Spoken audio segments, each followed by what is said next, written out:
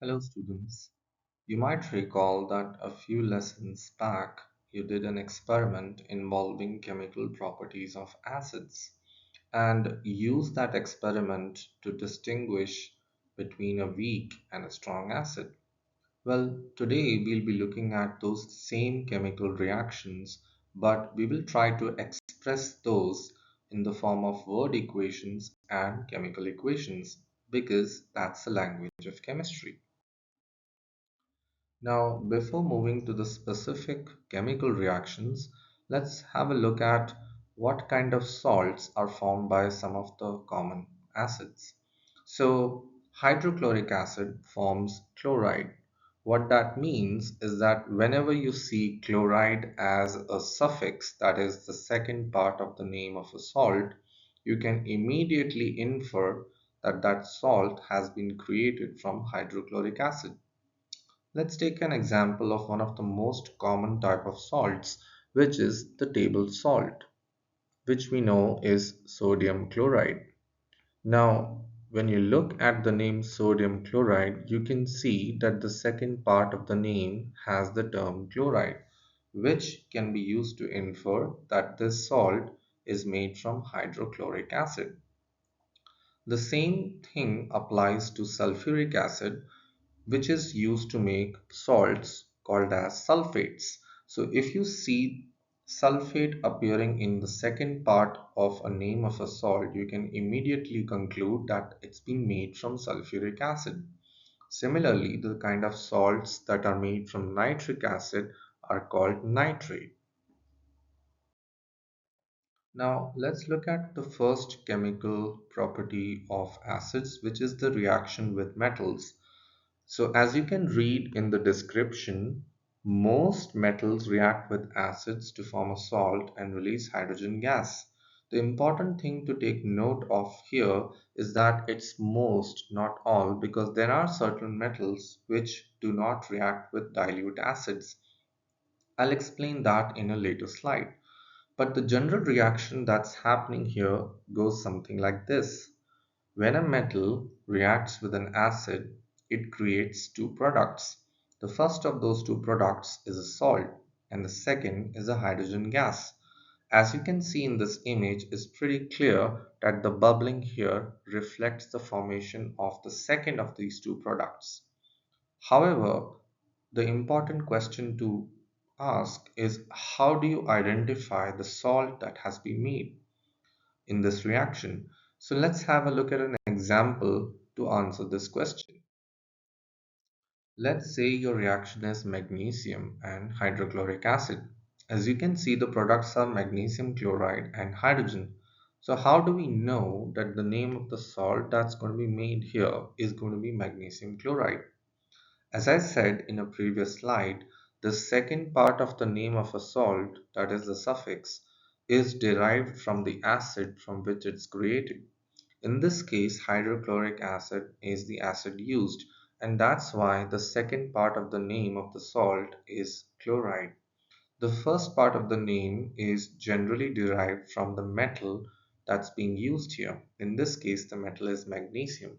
That's why the first part of the name of the compound is magnesium. Together, they make the name magnesium chloride. And the second substance formed here is, of course, hydrogen, as was written in the general reaction. So let's try to write a chemical equation for this word equation. So the chemical equation would be Mg plus HCl, that's the formula of hydrochloric acid, will form magnesium chloride. Now again you can use the periodic table to deduce the formula of magnesium chloride, and then the other product is hydrogen gas. Now please remember that when non-metals such as hydrogen, oxygen, nitrogen or any of the group 7 elements are formed, they are formed as diatomic molecules.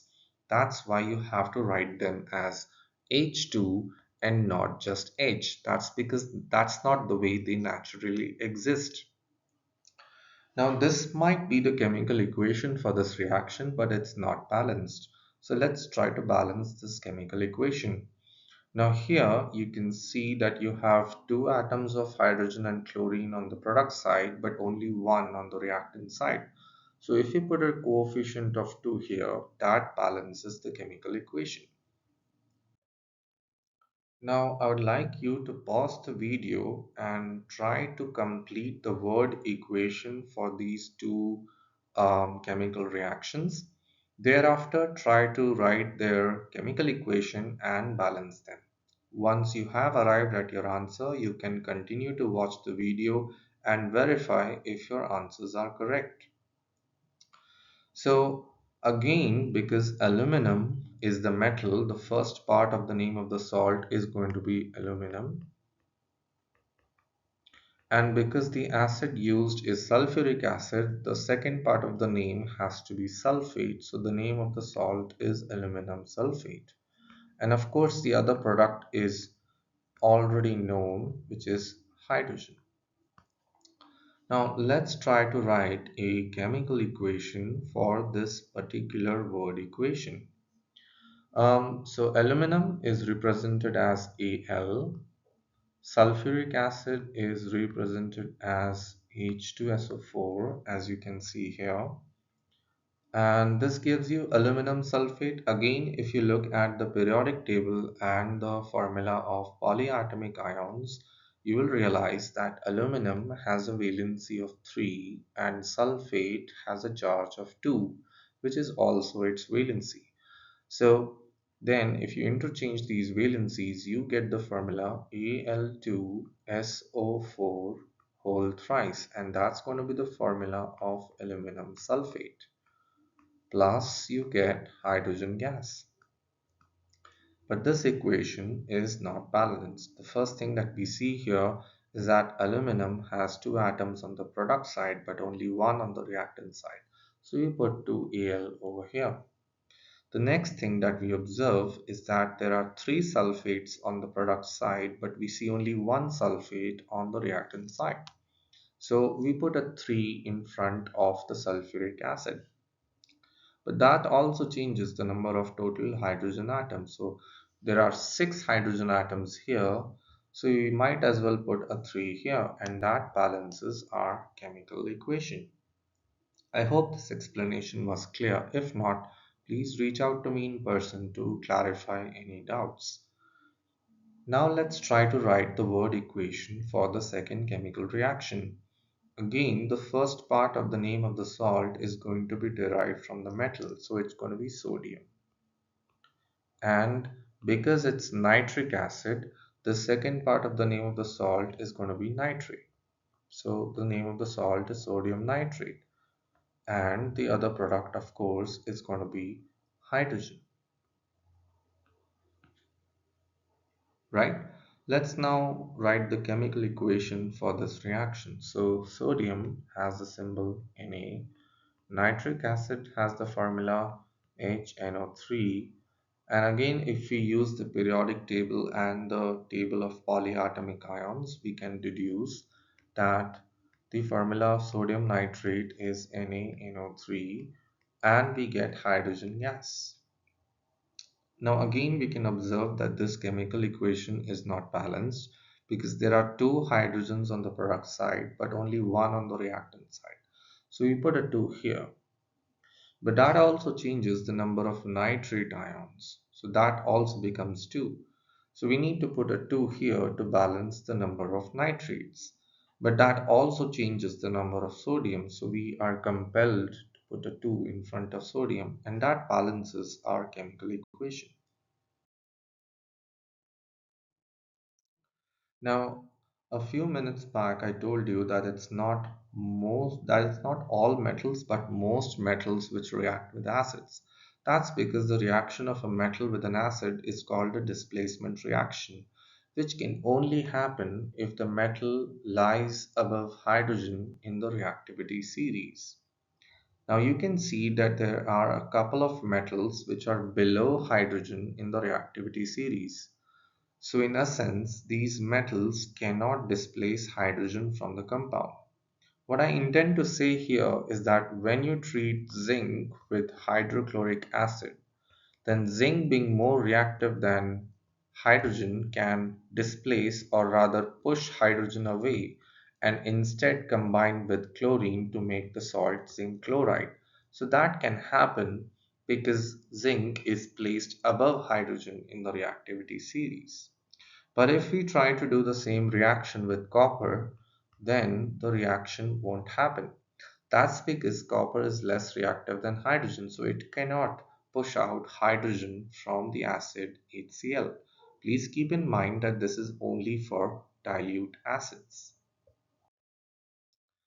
The next chemical reaction that we'll have a look at is a reaction of metal oxides and hydroxides with acids. Now, the reason why I decided to club these two together is because both these substances are primarily basic in nature.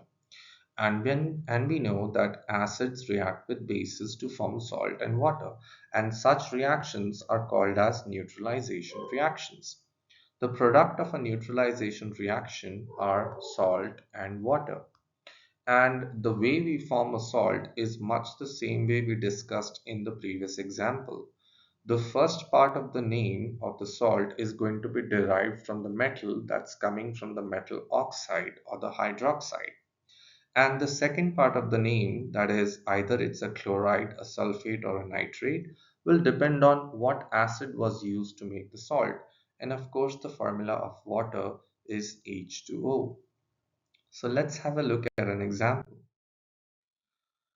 So we have aluminum hydroxide reacting with hydrochloric acid, and the product is aluminum chloride and water. So how do we know again that the salt is going to be aluminum chloride? That's because the metal that is being used here, which is in the form of the hydroxide, is aluminum. So that constitutes the first part of the name of the salt. The second part of the name is chloride, which is derived from the acid that was used to make the salt again, right? Again, following this table. And the second product is, of course, water. Now, I would like you to pause the video and try to write the chemical equation if it's possible for you, and then proceed ahead when you're ready with your answer to verify if it's correct or not. Alright, so if you look at the periodic table and the chart of polyatomic ions, you should be able to deduce that the formula of aluminum hydroxide is AlOH whole thrice. The formula of hydrochloric acid is of course HCl, and the formula of aluminum chloride is AlCl3, and the formula of water of course is H2O. Now, is this equation balanced? No. So how to balance this chemical equation? Well, we see that there are three chlorines here on the product side, but there is only one on the reactant side. So let's add a 3 over here. That balances the number of chlorines. Now let's have a look at the number of oxygens and the number of hydrogens. So the number of oxygens and hydrogens on the reactant side here are 3 oxygens, and the number of hydrogens are 6 because 3 hydrogens are here as well. But on the product side, you only have 2 hydrogens. So what do we do? And 1 oxygen. So what do we do? If we put a 3 here, that makes 6 hydrogens and 3 oxygens here as well. So that balances the number of hydrogens and oxygen.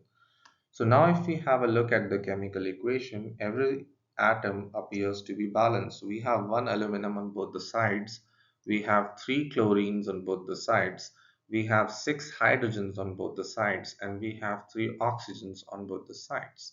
I hope this working is clear to everyone. Let's have a look at a few more examples. Before I write the chemical equations for these reactions, I would again like you to pause the video and try to write the chemical equations yourself, and then continue with the video when you're ready to verify the answer. I would also like to explain here why the name of the salt is sodium nitrate. Again, just in continuance with my prior explanation, the first part of the name of the salt is derived from the metal, whereas The second part of the name of the salt is derived from the acid, as you can see in this table. So what will be the chemical equation for this particular reaction? The formula of sodium oxide is Na2O.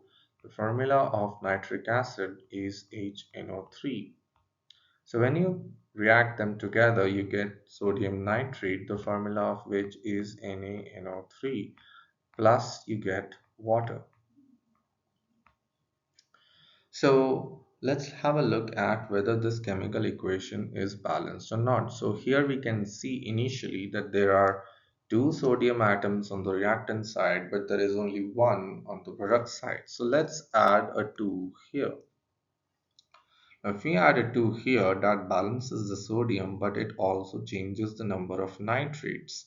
So there are two nitrates on the product side now, but there is only one on the reactant side. So what do? We put a 2 here. So that balances the number of nitrates, but it also balances the number of hydrogens because the number of hydrogens on the product side is 2 and the number of oxygen is already balanced. So this is the balanced chemical equation for this word equation. Now let's have a look at the second word equation. Magnesium hydroxide plus sulfuric acid gives magnesium sulfate and water. So you can see here that the name of magnesium sulfate has been derived from the metal that is being used to create it and the acid that was used to make it. That's what makes the name of the salt magnesium sulfate. Let's now write the balanced chemical equation. So you have magnesium hydroxide, which is MgOH whole twice, right?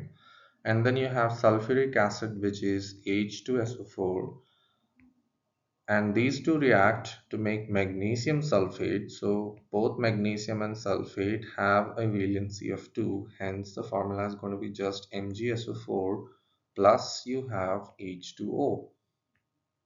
All right, so now if you look at the number of hydrogens, it's balanced on it's 2 on the product side, but it is 4 on the reactant side.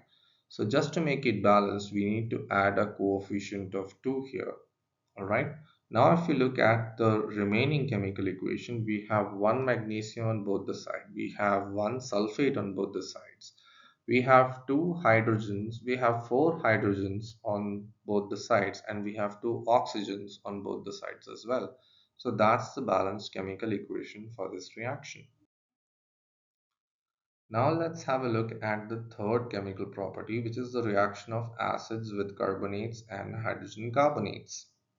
So with both of these, when the acid reacts, the products are salt and water, which we also got in the previous case, but in addition, we get carbon dioxide.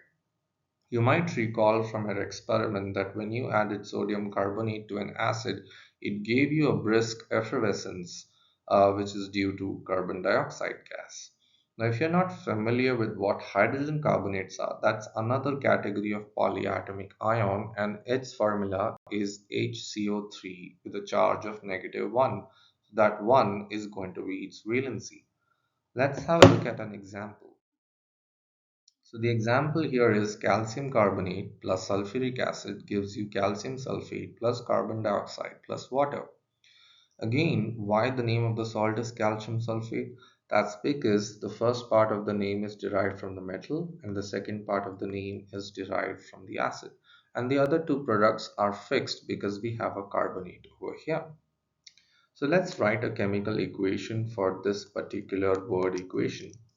So calcium carbonate is CaCO3 because calcium and carbonate both have a charge of 2.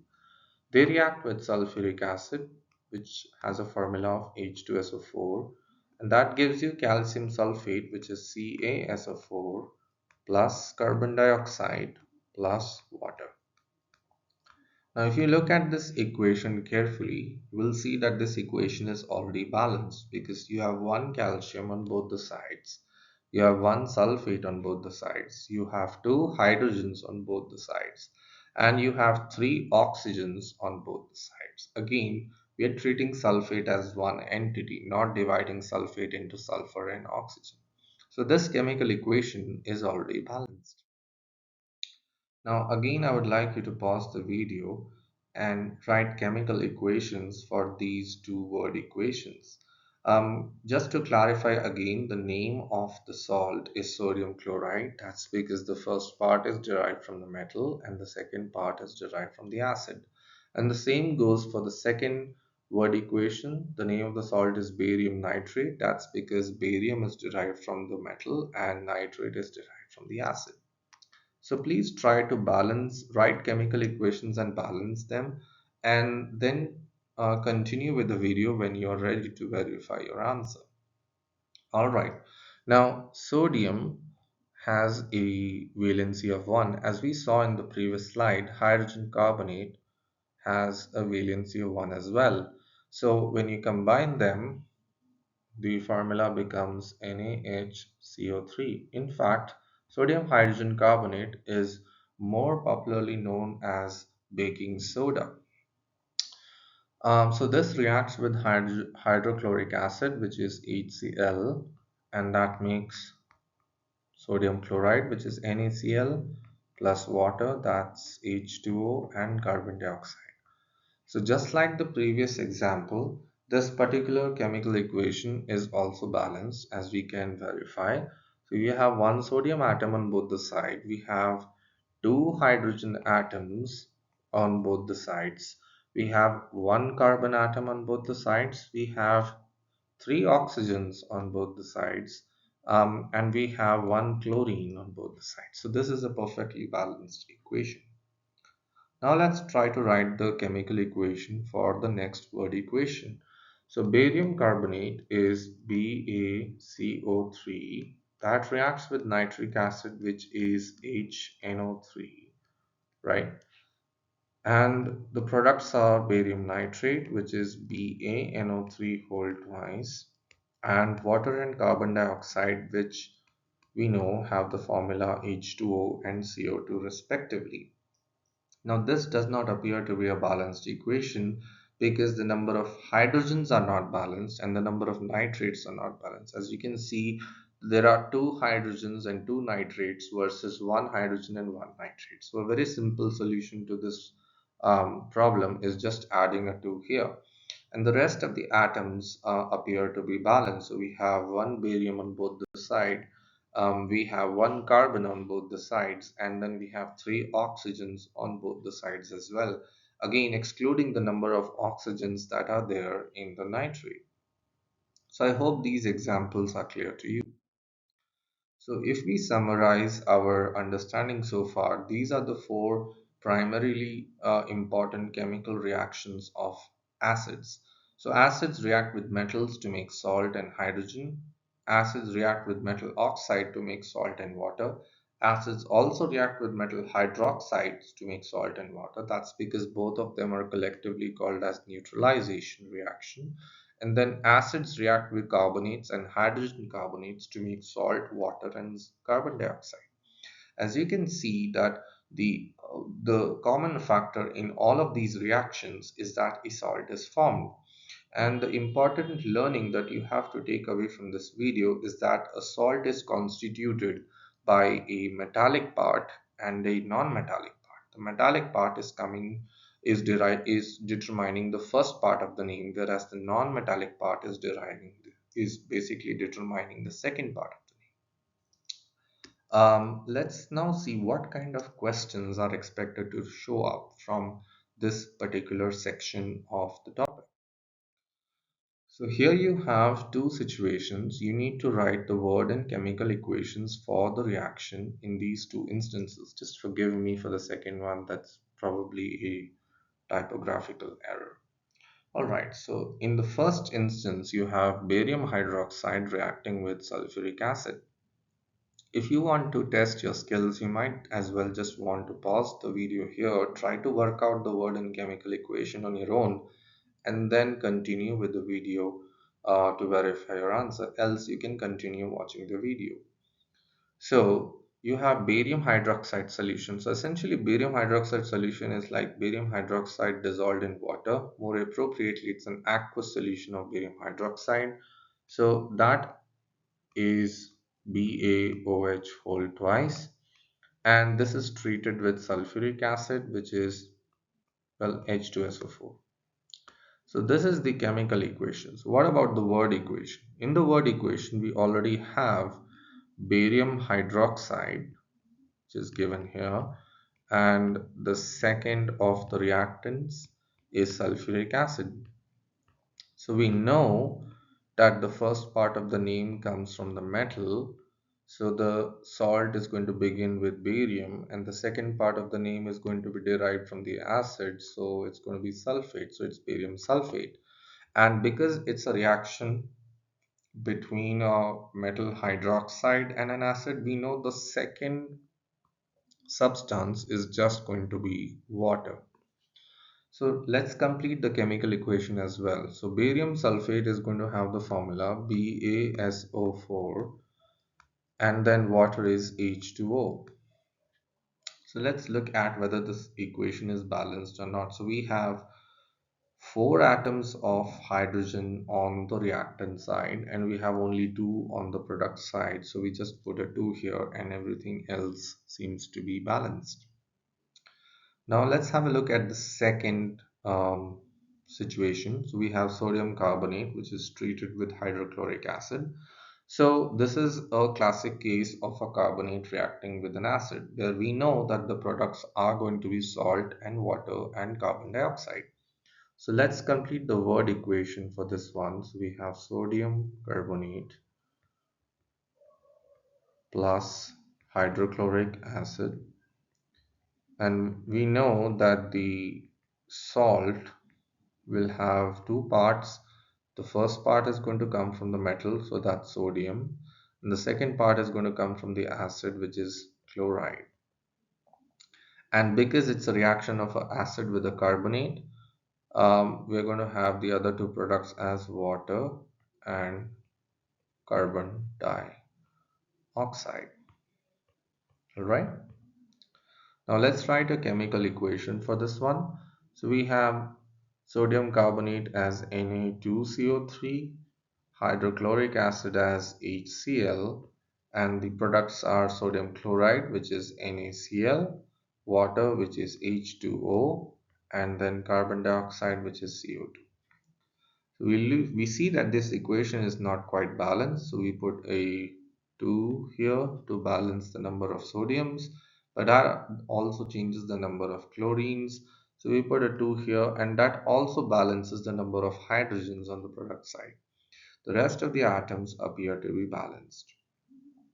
So I hope this video tutorial was helpful for you to understand how to represent the chemical reactions of acids in terms of word equations and chemical equation.